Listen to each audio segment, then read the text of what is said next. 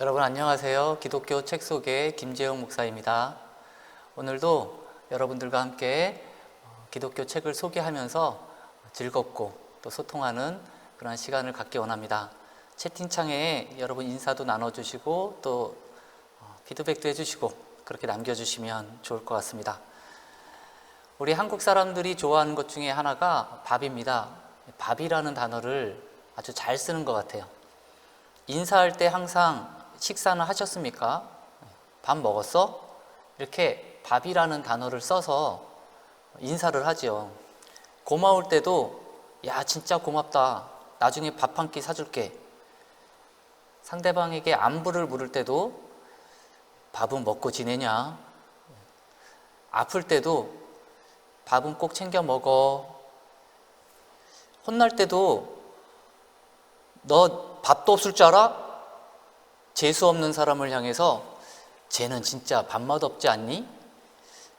한심할 때 절에서 밥은 벌어 먹겠냐? 이렇게 밥이라는 단어가 굉장히 다양하게 사용되죠. 또 있습니다. 무언가 잘해야 할 때 밥값은 해야지. 그리고 사이가 안 좋을 때, 나쁜 사이일 때 아우 난 그 사람하고 밥 먹기도 싫어. 얄미운 사람한테는 다 된 밥상에 숟가락 얹는 놈, 저놈 그렇게 표현을 하죠. 그리고 욕에도 밥자가 들어가는 욕이 있습니다. 욕이라고 하기에는 좀 귀여운 욕이지만 야 밥팅아 그렇게 얘기를 하죠. 그리고 좀 심각한 상황일 때 심각한 상황이고 좀 아무튼 그럴 때 너는 목구멍에 밥이 넘어가냐 이런 표현도 합니다. 엄마가 딸에게 자녀에게 덕질하는 것을 말릴 때 덕질이 뭔지 여러분 잘 모르시죠? 아는 사람은 알 텐데 덕질하는 것을 말릴 때 야 그게 밥 먹여주냐 그렇게 표현을 하죠. 그리고 정 떨어졌어. 정 떨어졌어를 아우 밥맛 떨어져 이렇게 또 표현을 합니다. 부부간에 쓰면 안 되는 단어죠. 사람을 비꼴 때도 밥이라는 단어를 써서 비꼴 수도 있습니다. 아우 걔는 밥만 잘 먹더라. 예, 아우 그렇게 표현하죠. 아무튼 좋은 사람은 밥 잘 사주는 사람이 좋은 사람인 것 같습니다. 지금 코로나 19 바이러스 문제로 많은 사람들이 힘을 잃어가고 있고 축 처져 있는데요. 여러분 다시 한번 힘내시고 우리 한국 사람에게 최고의 힘은 밥심, 밥 열심히 먹어서 힘내시기 바랍니다. 예, 기독교 책 속에 계속해서 매주마다 진행이 되는데 많은 사람들이 호응을 많이 해주셔요. 이게 주제가 주제인 만큼 딱딱하고 지루할 텐데 그래도 이렇게 봐주시고 격려해 주시고 문자도 보내주시는 분들이 있습니다. 지난주에 저에게 문자를 보내주신 분들이 있는데요. 어떤 분이 이런 문자를 보내주셨어요. 저의 의지와는 상관이 없이 예수님이 찾아오셨네요. 일방적으로다가 그렇게 보내주셨습니다. 그리고 어떤 분은 책을 읽어드립니다. 케이블 방송보다 목사님 방송에 입덕합니다. 그렇게 보내주셨습니다. 책을 읽어드립니다라는 케이블 방송이 있나 봐요. 잘 모르지만 그거보다 목사님 방송이 입덕합니다. 입덕이 뭐죠? 잘 모르겠는데 예, 아무튼 책을 읽어드립니다가 훨씬 낫겠죠. 전문가들이 하는 건데. 예. 그리고 너와는 끝이고 주님과 동행 공감합니다 라고 문자 보내주신 분이 계십니다. 또 어떤 장로님은 목사님 책 속에 방송 재미있고 유익하게 시청합니다 라고 보내주신 또 장로님도 계십니다. 예, 감사합니다. 또 어떤 권사님은 사진 또 보내주셨어요. 한번 보여주실래요? 사진? 예. 제가 지금 이렇게 방송에서 이렇게 기독교 책 소개하는 것을 캡처하셔가지고 제가 손가락으로 하트뿅. 감사합니다. 예. 감사합니다. 예, 저도 하트뿅 날리겠습니다. 예, 오시는 분들 채팅창에다가도 글 많이 남겨주세요. 예, 또 한 분 들어오셨네요. 반갑습니다. 반갑습니다. 순자양, 아이디 순자양 반갑습니다. 안녕하세요. 반갑습니다. 남겨주셨습니다. 예, 또 오늘 그럼 한번 책 소개를 계속해서 해보도록 하겠습니다. 오늘 여러분들에게 소개할 책은 선에 갇힌 인간, 선밖의 예수라는 책입니다. 그동안 제가 여러분들의 책들을 소개했는데 그 책을 만약에 방송이 아니라면 그냥 누가 저에게 책을 소개해 주세요라고 했을 때 이렇게 제가 꼭 추천해 드리는 책들만 골라서 사실 방송을 한 거는 아닙니다. 그 이유는 왜냐하면 제가 추천해 주는 책들이 지금 방송용으로 적합하지 않은 것들이 많이 있어요. 방송용으로 적합하지 않다라는 것은 19금이라는 것이 아니고, 방송용으로 적합하지 않다라는 것은 지금 여러분들과 재미있게 소통하면서 재미있는 내용으로, 그리고 쉽게 전달할 수 있는 내용의 책들을 고르다 보니까 지금까지 4권의 책을 골랐었습니다. 그렇다고 그 책들이 추천하지 않을, 아닌데 말이 꼬이네요. 추천하지 않는 책이냐, 그런 건 아닙니다. 그 책들도 다 추천하고 싶은 책은 맞지만 아무래도 이 방송, 유튜브로 방송을 해야 되다 보니까 거기에 좀 걸맞는 책들을 골랐다면, 오늘 여러분들에게 소개하는 책은 그냥 저에게 방송이 아니라 책 한 권 소개시켜 주세요 라고 했을 때 제가 소개할 만한, 정말 추천하고 싶은 책이라고 말할 수도 있을 것 같아요. 선에 갇힌 인간, 선밖의 예수, 나온 지 얼마 되지 않았습니다. 이 책에 글자가 잘 안 보이실 텐데요, 요 오른쪽 위에 이런 글자가 써 있어요. 양분된 세상에 서지 않고 더 큰 진리에 서다. 이 말이 저는 너무 가슴에 와 닿습니다. 양분된 세상에 서지 않고 더 큰 진리에 서다. 우리는 보통 이제 A가 아니면 B, 이것 아니면 저것, 이제 옳고 그름 등 우리는 이 양분화된 세상, 이 사회에서 살아가고 있는 것 같아요. 그것을 꼭 선택해야만 되는, 그 과정에서 자연스럽게 네 편, 내 편이 나누어지죠. 그런 일에 우리는 또 익숙해져 있습니다. 나누기만 한다면 다행이지만 내 편은 무조건 옳고 상대편은 무조건 틀리다라고 지적하면서 이제 헐뜯기에 혈안이 되어 있는 사회라고 말해도 과언이 아니죠. 주로 이제 사회적 이슈, 정치, 종교 등에서 가장 흔한 주제가 아닐까 봅니다. 나누기. 이러한 고민에 빠진 사람들은 항상 좀 예민하죠. 날이 서 있고, 그리고 타인에 대해서 이야기를 잘 들으려고 하지 않고 타인에게 지지 않기 위해 논리를 펴면서 어떤 논리를 펴야 될지 고심고심하면서 살아갑니다. 기독교인들은 어떨까요? 기독교인들도 마찬가지입니다. 이러한 편 가르기와 전혀 동떨어진 사람들이 아니죠. 이러한 편 나누기, 양분화된 세상에 서지 않고 더 큰 진리, 더 큰 진리에 서야 되는 것이 그리스도인이 아닐까. 그래서 선에 갇힌 인간, 선밖의 예수, 그렇게 책 제목이 그렇습니다. 저자를 한번 살펴보면요, 저자는 스캇솔라는 목사님이십니다. 이 테니스 주 내슈빌인데요, 지금 이 내슈빌은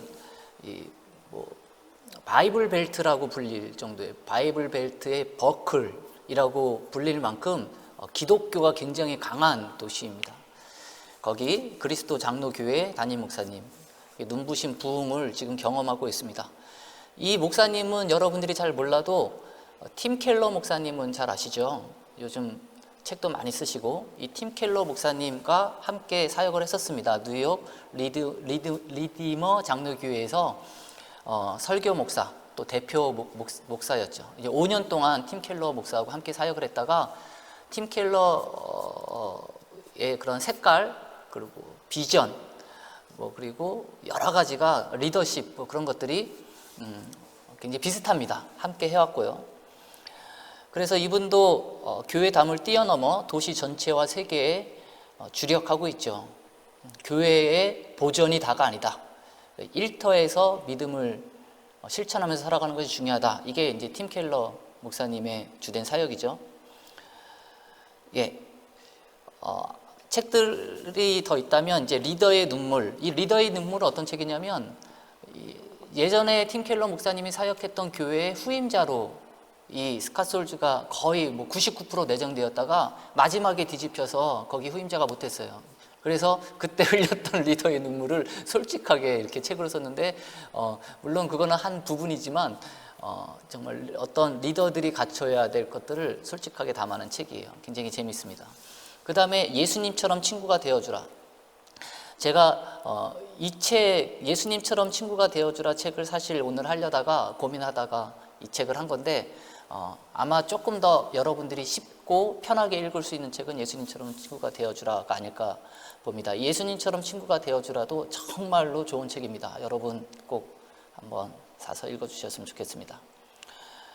자, 이 책 프롤로그에 이 책을 쓴 목적이 아주 강력하게 기록이 되었어요. 이 책을 쓰기로 마음먹은 가장 큰 이유는 그렇게 해서 시작을 합니다. 그 이유가 뭐냐? 편 나누기에 지쳤다. 이렇게 표현을 하고 있어요. 편 나누기에 지쳤다.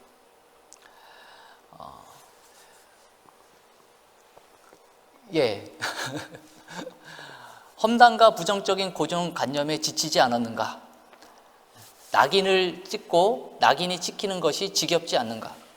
정치적 풍자와 처음부터 끝까지 인신공격뿐인 토론회를 박차고 나오고 싶지 않은가? 의견을 사실처럼 이야기하는 행태가 진절머리 나지 않는가? 경청과 관계가 빠진 비판과 정죄가 지겹지 않는가? 모두를 공격할 뿐 아무도 설득하지 못하는 분노의 블로그와 SNS의 글들이 지겹지 않는가? 막 이렇게 처음에 시작하고 있어요. 예. 편 나누기에 지쳤다라는 거죠. 화낼 거리를 찾는 끝없는 탐구가 지겹지 않는가? 하나님께 반대하고 남들에게 반대하고 심지어 자기 자신에게 반대하는 것이 지겹지 않는가? 모든 것에 반대하고 공격하는 세상의 흐름에 굴복해온 삶이 지겹지 않는가? 이렇게 표현을 강력하게 하면서 시작을 하고 있습니다. 그리고 이 팀 크라이더라는 사람의 말을 어떤 단어를 하나 소개하고 있는데요. 현대사회의 한 유행병이라는 단어인데 그것이 바로 분노 포르노. 분노 포르노라는 단어.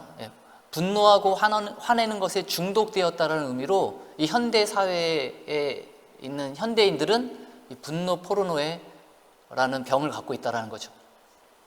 밤낮으로 분노의 대상을 찾아다닌다. 우리에게는 자신만이 옳다는 생각과 자신만이 당했다는 느낌을 갖는 경향이 있다. 이렇게 이야기하고 있습니다. 그런데 왜 우리는 이 분노 포르노에서 벗어나지 못하는가? 저는 이 책에 나온 글들을 읽으면서 이 부분에 왜 벗어나지 못하는 이유에 대해서 아하 하고 깨달았어요. 아, 그렇구나.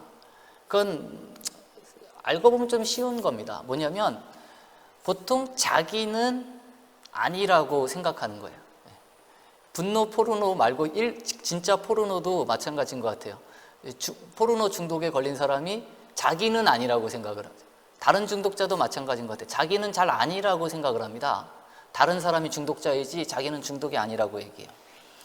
스스로 분노하기를 좋아한다고 의식적으로 인정하지 않는다는 거예요. 물론 분노가 유쾌하지는 않지만 기본적으로 인간은 다 고통이나 혐오 같은 부정적인 자극에는 분노합니다. 그런 분노는 건강한 분노죠. 건강한 반응으로서의 분노가 있기 때문에 자기 자신은 건강한 분노이고 다른 사람들은 분노 포르노고 그렇게 얘기한다라는 거예요. 그래서 이 분노가 굉장히 은밀하게 진행이 된대요. 왜요? 자기 자신은 아니라고 생각하니까 속에 계속 쌓이는 거죠. 건강한 분노도 있으니까 나는 건강한 분노야 하다 보니까 자기가 어느 순간에 이 분노 포르노 중독이 된다는 겁니다. 그런 거죠. 예. 자, 채팅창 다시 한번 볼게요. 갑자기 또 많이 들어오셨습니다. 우리 밝은 하늘 아이디님, 벌써 많이 지났네요. 청소하다 화분 쏟아서 수습하느라고 늦게 들어왔습니다. 반갑습니다. 이렇게 기다려 주시는 분이 있다니까 제가 얼마나 힘이 나는지 모릅니다. 청소하시다가 화분을 쏟으셨대요. 오늘 책 아까 아침에 미리 검색해 봤는데 제가 관심 많이 가지고 있는 내용이었어요. 오늘 책도 굿굿. 감사합니다. 편 나누기에 지쳤다. 제 안의 고정관념, 편견이 버려지는 유익한 시간으로 기대하며 시청할게요. 아유, 감사합니다. 목사님 연예인 같아요. 아유, 그렇게 말씀하시면 안 됩니다. 제가 순간 연예인병 걸려가지고 목회를 못할 수도 있습니다. 감사합니다. 채팅창에 글도 많이 남겨주셔서 감사합니다. 이 책에 나온 또 다른 분들의 이야기가 있어요. 추천글이라고 하죠. 특히 이제 가장 가까운 분, 이 팀 켈러의 이야기가 있는데요. 저는 이 팀 켈러가 한 이 한 문장이 너무너무 가슴에 와닿았어요. 뭐냐? 관용은 죄송합니다. 방송국 사인이 좀 안 맞아서. 관용은 신념을 갖지 않는 것이 아니다. 관용은 신념을 갖되 자신과 다른 신념을 가진 사람들을 대하는 방식에 관한 것이다. 너무 멋있는 말 같지 않습니까? 이 팀 켈러는 왜 이렇게 말을 멋있게 잘하는지 모르겠어요. 책들마다 다 그런데, 관용은, 우리 그리스도인들이 기본적으로 가져야 되는 관용은 신념을 갖지 않는 것은 아니래요. 그래서 편가르기 할 때 나의 옳음을 주장하지 말라, 그건 아니라는 거예요. 나의 옳음을 주장할 수 있죠. 근데 주장하면 편이 나누죠. 그런데 관용은 신념을 갖되 자기 자신과 다른 신념을 가진 사람들을 대하는 방식에 관한 거래요. 무슨 말인지 아직도 잘 모르시는 분이 있을 수도 있지만 아무튼 저는 너무나 가슴에 와닿습니다. 바로 이 부분이 기독교가 다른 어떤 종교하고도 비교할 수 없을 만큼 아름다움과 독특성을 갖고 있는 거라고 이렇게 또 이야기하고 있어요. 사람들로 하여금 하나님을 믿고 인류에 대한 소망을 품고 고통 중에 있는 고아와 과부들을 찾아가고 어려움에 처해 있는 주변 이웃들을 사랑하고 원수에게 친절을 베푸는 그런 신념들이 우리에게는 있죠. 기독교의 신념이겠죠. 그런데 그것은, 관용이라는 것은 그 신념을 갖지 않는다라는 것이 아니고 그것을 갖고 있지 않는 사람들에게 그에게 그 나의 신념을 대하는 그 방식에 관한 것이라고요. 또 다른 분도 한번 이야기해 보겠습니다. 게이브 라이어스라는 사람이 또 추천의 글을 썼는데요. 이분은 이렇게 이야기했어요. 나는 선 안의 삶이 좋다. 누구나 다 선 안의 삶이 좋다라는 거예요. 깔끔하고 명쾌한 흑백의 삶이라는 거죠. 이런 삶이 훨씬 단순해서 좋다라는 겁니다. 솔직히 흑과 백도 아닌 그 회색지대에서 살고 싶은 사람이 어디에 있겠습니까? 다 확실하게 흑 아니면 백, 그렇게 나누어서 살고 싶죠. 경계가 모호해지면 이제 혼란이 발생한다고 우리는 생각을 합니다. 통제력을 잃은 기분이 든다라고 이야기하고 있습니다. 이분이. 그리고 또 회색지대에 있으면 우리의 약점이 훤히 다 드러나 보인다라고도 이야기하고요. 그런데 크리스찬, 우리 예수님 믿는 사람들은 가서 남들에게 무엇을 믿을지, 어떻게 행동해야 할지, 누구를 정죄할지 알려주어야 할 임무, 아니 명령을 받은 사람들이라는 거죠. 나의 고집, 나의 옳음, 이것으로 인해서 흑백을 나누어서 어느 한편에 서야 되는 위치가 아니라 모든 사람들에게 진짜 진리를 전달해야 될 임무, 그런 명령을 받은 사람이 기독교인 아니냐. 그래서 그리스도인이라면 벽을 쌓고 적들에게 낙인을 찍고 전통을 옹호하고 이런 식으로 살면 안 된다는 겁니다. 하지만 예수님은 우리를 단순한 삶으로 부르신 것이 아니라 복잡한 인생 속으로 부르셨다는 거죠. 그리고 인간의 영혼과 정신, 마음, 감정은 매우 복잡하다는 겁니다. 그리고 예수님은 이렇게 복잡한 인간들과 복잡한 일상 속으로 우리를 부르신다는 거예요. 그래서 예수님은 우리가 만들어 놓은 선 밖으로 우리를 부르신다. 이 책도 그래서 이 표지도 너무 잘 표현을 한 것 같아요. 우리 선 안에 갇혀 있죠. 선에 갇힌 인간, 그리고 딱 선을 하나 거놓고 선 밖이 예수. 그리고 우리한테 요구하는 거예요. 선 밖으로 우리를 불러. 한번 이 갇혀 있다면 그 갇힌 거에서 한번 벗어나서 생각해 보지 않을래? 라는 그런 메시지입니다. 이 게이 브라이언스가 이런 좋은 말도 했습니다. 이 책에는 진짜 사람들이 진짜 문제들을 다루어 진짜 답을 찾게 도우려는 솔주의 진정 어린 마음이 담겼다. 그렇게 표현을 했어요. 이 책에는 진짜 사람들이 진짜 문제들을 다루어 진짜 답을 찾게 도우려는 솔주의 진정 어린 마음이 담겼다. 표현하고 있습니다. 예. 프롤로그에 이런 글이 또 있습니다.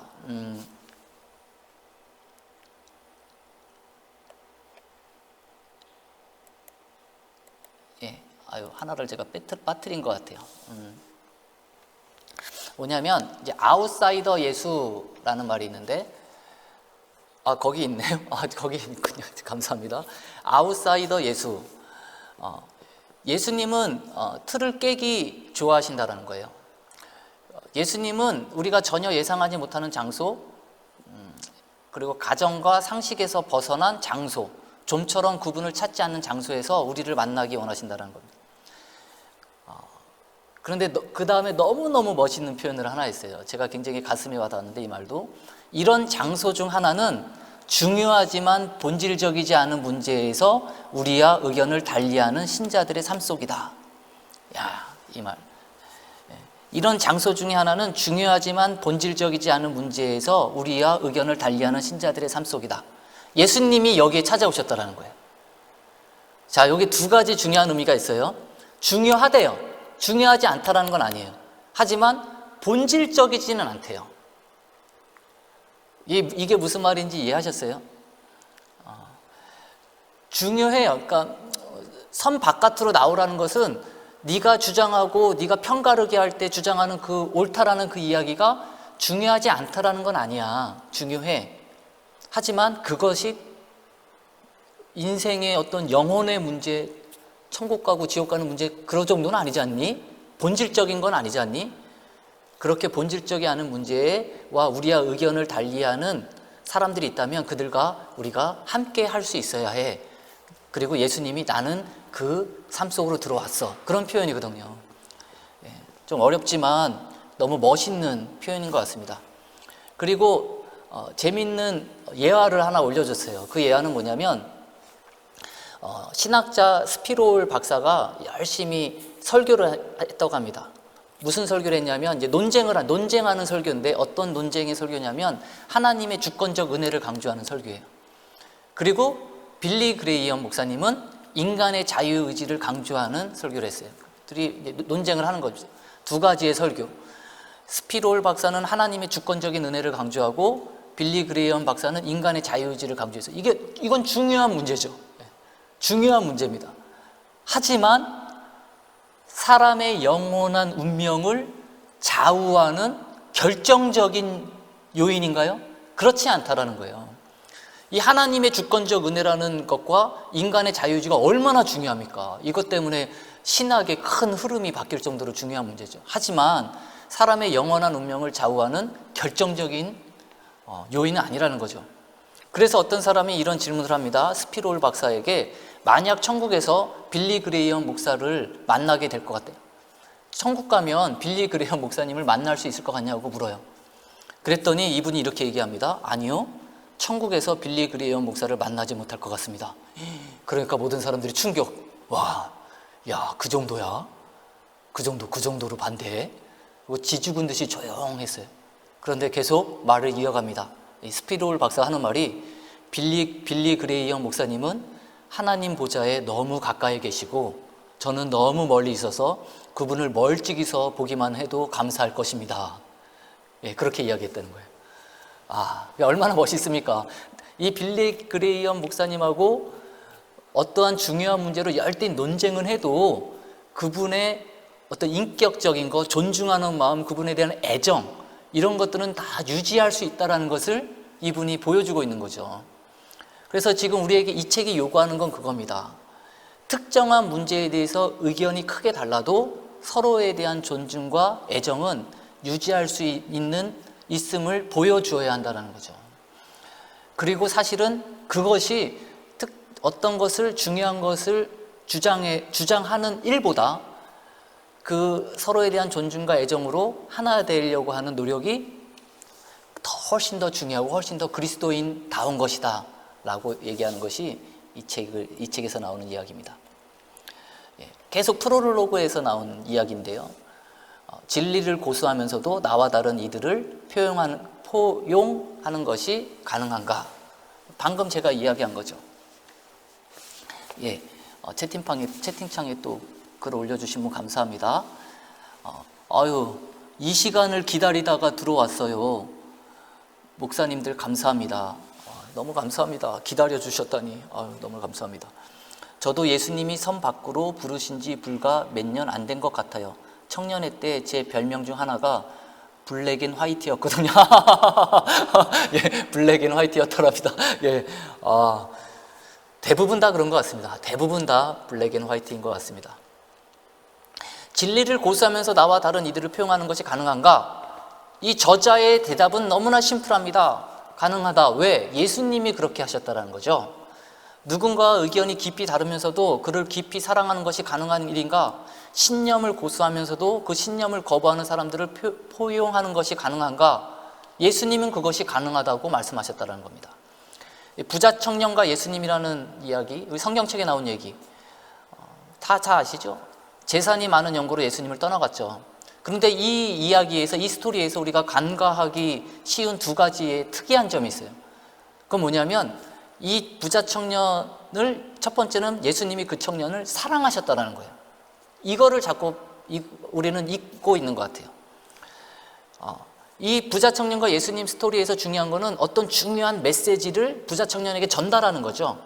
그런데 그 메시지를 전달하는 것만 생각하는 것 같아요. 자신의 논리를 전달받아야 되는 사람으로만 취급하지 않았다는 거예요. 부자 청년을. 부자 청년은 오로지 나의 논리를 들어서 그 논리를 이해해야만 하는 사람, 그 존재로만 예수님이 취급하지 않았다는 거예요. 그 청년을 사랑하셨다는 거죠. 그리고 반대로 그 청년은 슬퍼하며 예수님을 떠나갔다는 거예요.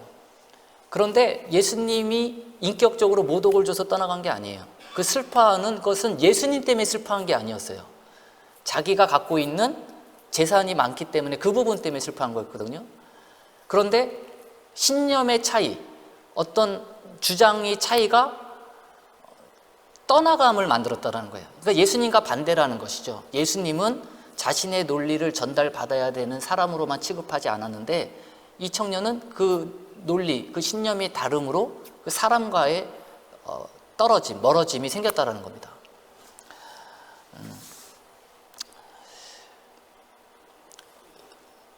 그리고 이 책은 세상 사람들까지 이야기해요. 세상 사람들을 우리가 대하는 태도까지 이야기합니다. 예수 믿지 않는 사람들.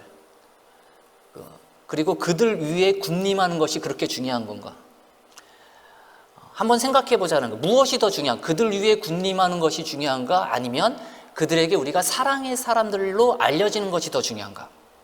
세상 문화가 있다면 완벽한 주장과 정치 플레이로 문화 전쟁에서 우리가 이기는 것이 중요한가? 아니면 겸손과 진리와 사랑으로 사람들의 마음을 얻는 것이 더 중요한가? 무엇이 더 중요한가?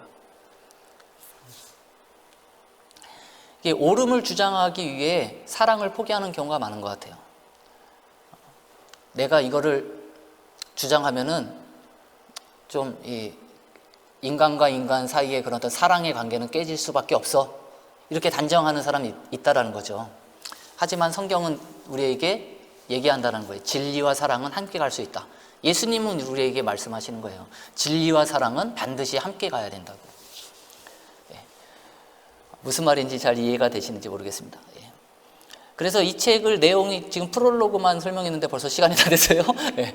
이 책은 그냥 사서 읽어보셨으면 좋겠고, 크게 파트가 두 가지로 나누어졌는데 두 가지 차례만 제가 좀 소개를 해드린다면, 첫 번째 파트에서는 첫 번째 라인, 첫 번째 선이라고 얘기하고 교회 안에 그어진 선, 그리고 두 번째에서는 교회 밖이에요. 교회 안과 밖을 가르는 선. 이렇게 두 가지로 설명하는데, 첫 번째 선, 교회 안에 그어진 선에서는 우리 편입니까? 저들의 편이십니까? 해서 정치적 성향, 진보냐 보수냐, 이 정치만큼 우리들을 고집과 독선으로 몰아가는 주제도 없다라는 거죠.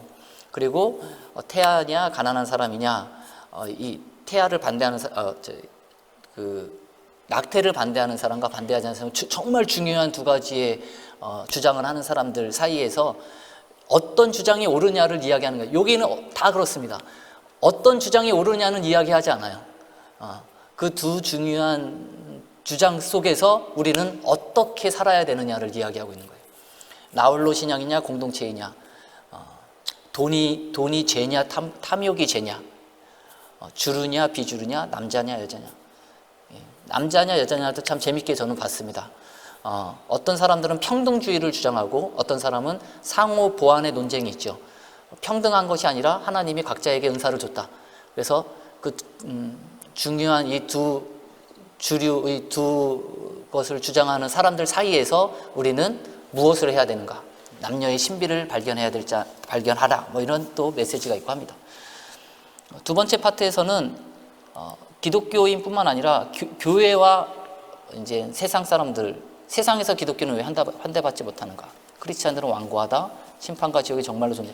이 책 제목만 보면 이 이야기를 하는 것처럼 보이죠? 이 저자는 심판과 지옥이 없다고 얘기하는 거야? 그거 아닙니다. 이 저자도 복음주의적 신학 목사님이시기 때문에 심판과 지옥이 있다고 이야기하죠. 그걸 이야기하려고 하는 게 아니라 그거를 주장할 때 세상 사람들한테 어떻게 주장을 해야 되느냐라는 것을 이야기하는 거예요. 기독교의 성관념은 고루하다. 왜 이 땅이 고통이 있는가? 크리스찬들은 너무 우리와 그들을 구분한다. 이렇게 이야기하고 있습니다. 다 소개하고 싶지만 딱 하나만 그냥 소개하도록 하겠습니다. 제 1장의 1파트, 바로 아까 제목이 뭐였죠? 제목이 정치적 성향, 진보냐 보수냐, 이 파트입니다. 그리고 이 파트에 중간에 이런 글이 올라와 있습니다. 정치만큼 우리들을 고집과 독선으로 몰아가는 주제도 없다. 여러분 인정하십니까? 저는 정말로 인정합니다. 예. 책에서 이런 내용이 있어요. 어떤 분이 페이스북에 이런 글을 올렸대요. 어떤 글을 올렸냐면, 페이스북에 자신의 정치적 입장을 열심히 올리는 분께 축하합니다. 당신의 글을 읽고 다른 후보에게 투표하기로 결정했습니다. 깨우쳐 주셔서 감사합니다. 라고 맨 마지막 뭐라고 써 있어요? 세상에 없는 사람이. 너무 재밌는 글이죠. 예. 누가 페이스북에 정치적인 글을 올린다고 그 글을 읽고 그 사람에게 마음이 동하여 내가 투표해야 될 사람을 바꾸거나 나의 신념이 바꾸는 경우가 있느냐? 그럴 사람은 세상에 아무도 없다. 왜 그런데 그렇게 자꾸 페이스북에 정치적인 글을 올려서 자꾸 편을 가르려고 하느냐라는 것을 이야기하는 거예요. 저도 이제 단톡방이 여러 개가 있는데 그 중에 이제 뭐 저희 대학원 단톡방도 있고 이제 저희 학부 단톡방도 있고 그런데 가끔 이제 단톡방에 그런 정치적인 성향이 있는 글들이 이제 막 올라올 때가 있어요. 그렇게 올라오면 누가 계속 올라오면은 이제 그냥 아유 또 이분이 이렇게 올리고 말았구나 하면 좋은데 또 그러면 이제 그거에 대해서 이거 왜 올렸냐고 또 이렇게 야단치는 분이 있어요. 그러면 또 그분은 왜 내가 그럼 올리면 안 되느냐 하다가 뭐 나는 그 의견과 다르다 하면서 막 막 갑자기 막 단톡방이 싸움으로 변질되는 경우가 있는데 참 지금 여기 올린 이 글과 너무 비슷한 것 같습니다. 우리가 한 가지 알아야 될 것은 기본 전제가 있어요. 세상 정치는 그 어떤 정치라도 완벽히 하나님 중심적인 시스템은 있을 수 없다는 거죠.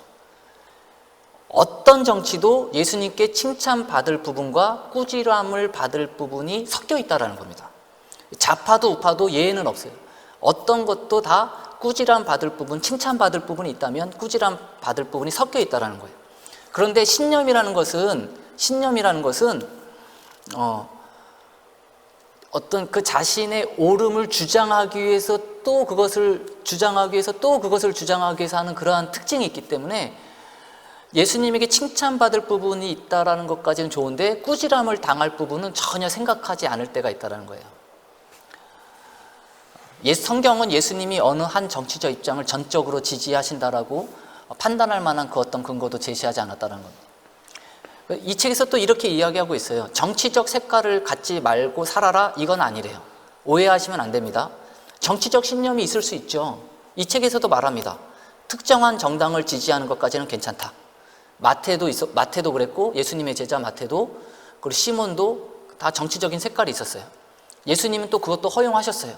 하지만 그걸로 인해 파벌주의가 생기는 건 안 된다는 거죠. 정치적 파벌주의는 하나님의 영을 거스리는 거예요. 그래서 정치적인 신념을 갖고 있지, 그 정치적인 신념을 갖고 자꾸 단톡방에 올려가지고 SNS에 올려가지고 자꾸 파벌을 만들려고 하는 것은 좋지 않다는 겁니다. 그리고 기억해야 될 것이 있대요. 예수님을 십자가에 못 박게 만든 그 사람들이 왜 십자가에 못 박게 했느냐? 파벌주의적 군중이었대요. 정치적인 파벌주의. 진짜 범죄자 바라바를 풀어주라고 그때 막 시위를 했던 것이죠. 그래서 파벌주의에 빠지면 자기 파벌의 장점을 부풀리는가 한편 상대 파벌의 실제 단점을 부풀리거나 없는 단점을 조작하기도 한대요. 이거 맞는 거죠. 우리가 실제로 그렇게 되죠. 그리고 파벌의 약점은 자기 파벌, 내가 갖고 있는 파벌의 약점 분명히 있음에도 불구하고 그걸 자꾸 무시하고 동시에 상대 파벌의 강점을 무시하고 그렇게 된다는 거죠. 몇 번 이야기하지만 오해하지 말라. 크리스찬이 한 정당을 지지하는 것이 잘못이라는 말이 절대 아니다. 문제는 신념에 빠져 잘못된 가치관을 심어주는 것. 신념은 힘이 있습니다. 자기 주장이 옳다고 믿고 싶어하는 힘. 자기 주장이 옳다고 믿고 싶어하는 힘이 있대요. 그 힘이 다른 사람을 향한 사랑, 그리스도인으로서 해야 할 사랑의 힘을 뛰어넘는다면 문제가 된다는 겁니다. 저도 그런 경험이 하나 있는데 이거는 우리의 어떤 지식적인 수준하고도 상관이 없는 것 같아요. 신념은. 왜냐하면 제가 학교 다닐 때 되게 제가 존경했던 선배가 한 명 있었어요. 저는 이제 92학번인데 91학번 선배예요. 근데 그 선배가 너무너무 똑똑하고 공부도 잘하고 그리고 말도 잘하고 책도 많이 읽고 너무너무 똑똑한 형이어서 저는 그때 굉장히 궁금했어요. 저 형은 나중에 목회할 때 우리 한국 교회를 이끌어갈 그런 목사님이 될 거다라고 저는 분명히 생각을 했었어요. 그런데 제가 오랫동안 이제 학교도 졸업하고 소식도 끊고 이제 영국에도 이제 7년이나 있다가 오다 보니까 그런 모든 소식들이 다 끊겼어요. 그래서 그 선배는 뭐 하고 지낼까 궁금했었어요. 어느 순간에. 왜냐하면 지금쯤이면은 막 이렇게 사람들이 다 알만한 목사가 되어서 이렇게 알려져야 되지 않을까, 뉴스에도 나와야 되지 않을까 생각을 했는데 그런데 올라오지 않으니까 궁금했어요. 그래서 제가 막 소문 해가지고 그때 그 선배는 뭐 하고 지낼까 하고 이렇게 막 찾아봤더니 너무 한 정치적인 한 입장을 추구하는 어떤 극 정치적 세력이 돼가지고 거기에 푹 빠져서 계시더라고요. 그래서 막 그런 거 강연도 하고 다 다니시고 운동도 하러 다니시고 막 하시더라고요. 그래서 너무 제가 마음이 아팠어요. 왜냐? 그분 굉장히 똑똑한 사람인데 왜 이렇게 됐을까라는 거죠. 그러니까 이 똑똑하고 지식인이라는 사실하고 이 신념과는 또 다른 것 같아요. 왜요? 신념은 자기 주장이 옳다고 믿고 싶어하는 힘이 점점 크게 작용하기 때문에 그런 것 같습니다. 예, 길게 했습니다. 이 책의 뒷부분에 나온 글인데요. 예수님이 우리의 편이신가를 묻지 말라. 우리가 그분의 편인가를 자문해보라. 예수님과 함께 우리를 거짓과 편견으로 가던 이 선을 넘어보자. 책을 읽으면 이제 독후감을 보통 쓰잖아요. 제가 독후감까지는 아니고 저의 이 책에 대한 소감을 한번 이제 살짝 좀 기록을 해봤어요. 저는 이 책을 읽고 이 책은 접근법에 관한 책이다라고 결론을 맺었습니다. 접근법에 관한 책이다. 뭐냐? 에베소서 4장 5절에 이런 말씀이 있어요. 에베소서 4장 5절에 NIV 성경, 영어 성경으로 Speaking the truth in love, Speaking the truth in love, 진리를 말하는 것, Speaking the truth, 진리를 말하는 것이죠. 진리를 말하는데 그 뒤에 단어가 뭐냐면 in love, 사랑 안에서 진리를 말하라고. 에베소서 4장 5절 말씀이거든요. 진리를 말해야 돼요. 그러니까 우리의 소통은 소통의 내용, 주제는 진리여야 됩니다. 그런데 in love, 방법은 사랑이라는 거죠. 방법은 접근법이라는 거예요. 이 책은 접근법에 관한 책이다. 그러니까 진리에 관한 책이, 그러니까 어떤 진리가 옳고, 책은 막 어떤 진리가 옳다는 걸 막 얘기하잖아요, 논리적으로. 그런데 이 책은 진리를 말하되 반드시 in love, 사랑으로 접근해야 된다. 그리고 그것이 더 중요하다는 거예요.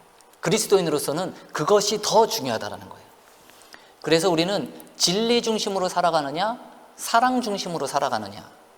파트 1에서는 나는 늘 내 개인, 나는 늘 뭔가에 반대하는 자가 아닌가라는 거예요. 나는 늘 뭔가에 반대만 해야 돼. 파트 2에서는 교회, 그리스도인, 기독교인이 사회에 늘 뭔가 반대하는 공동체인가라는 질문인 겁니다. 파트 1에서는 나는 뭘 늘 반대하는 자, 파트 2에서는 기독교인이 늘 반대하는 자. 그렇게 비치는 현실을 개탄하는 책이 바로 이 책입니다. 우리는 늘 정죄 담당을 하고 있다는 거예요. 누구를 정죄해야만 하는 담당. 그래 늘 뭔가 반대를 해야만 되는.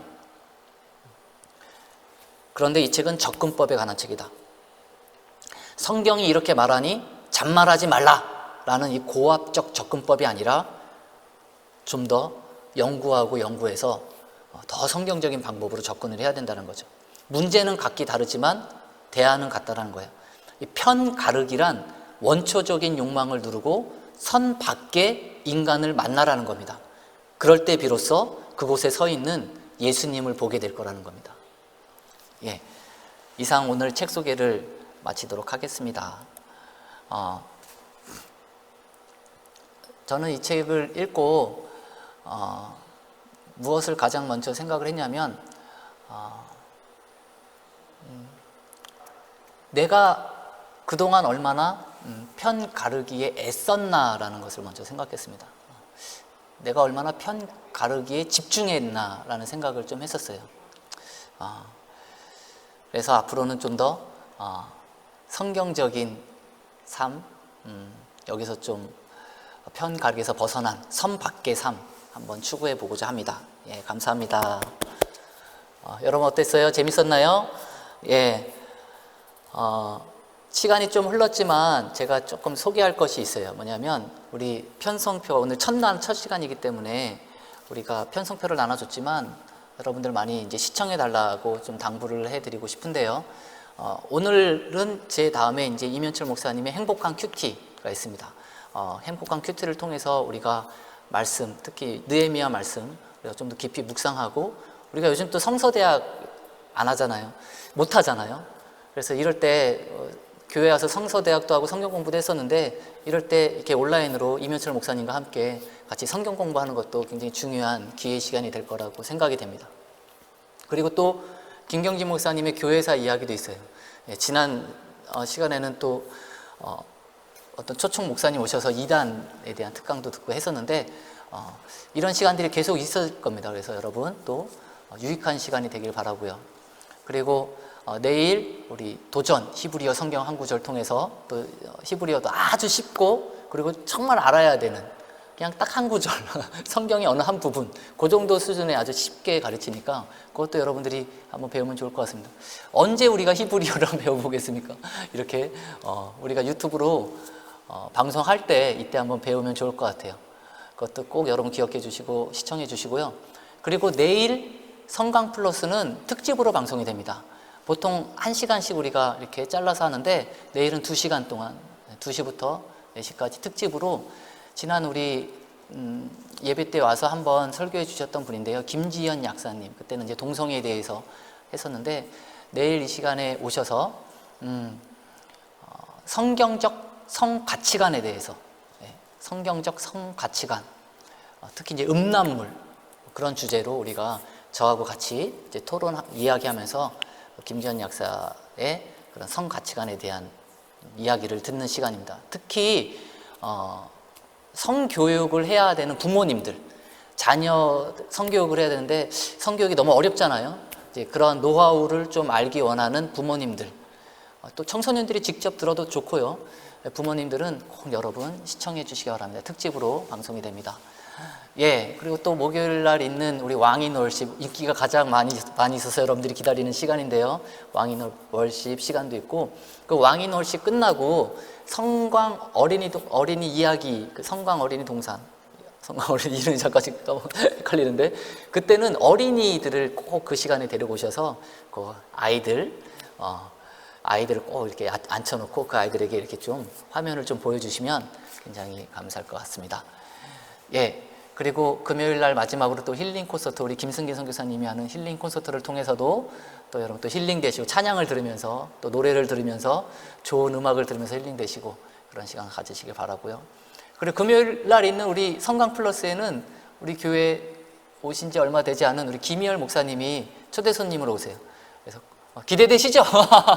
제가 제일 많이 기대되는 것 같은데, 우리 금요일에 있는 성강 플러스도 많이 시청해 주시기 바랍니다. 예, 제가 잠깐 편성표를 설명해 드렸습니다. 그러면 여러분 또 잘 지내시고 다음 주 기독교 책 소개 시간 때 뵙도록 하겠습니다.